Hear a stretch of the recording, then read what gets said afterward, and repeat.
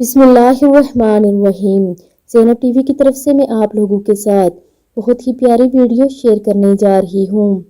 ایک سوال جو عموماً کہا جاتا ہے کہ زیر ناف بالوں کی صفائی کے لیے عورتوں کے لیے لوہا یعنی استرا یا بلیڈ وغیرہ استعمال کرنا منع ہے، اس لیے وہ کریمیں اور پاؤڈر اور سپرے وغیرہ استعمال کرتی ہیں، یعنی طبی اعتبار سے یہ انسانی جلد کے لیے نقصان دہ بھی ہیں۔ تو ایسے میں عورت زیر ناف بالوں کی صفائی کے لیے کیا استعمال کرے؟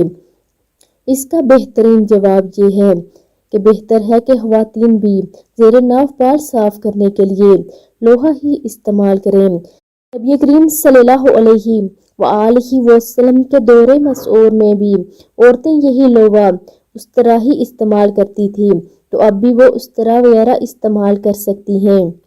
سیدنا جابر بن عبداللہ رضی اللہ تعالیٰ عنہ فرماتے ہیں کہ رسول اللہ صلی اللہ علیہ وآلہ وسلم نے غزوہ تبوک سے واپسی کے وقت فرمایا کہ جب تو رات کے وقت آئے تو اپنی اہلیہ کے پاس نہ جا حتیٰ کہ وہ عورت جس کا خاوند اس سے سفر کی وجہ سے دور رہا ہے لوہا استعمال کر لے، یعنی زیر ناف بال مونڈ لے اور پرگندہ بالوں والی کنگھا کر لے۔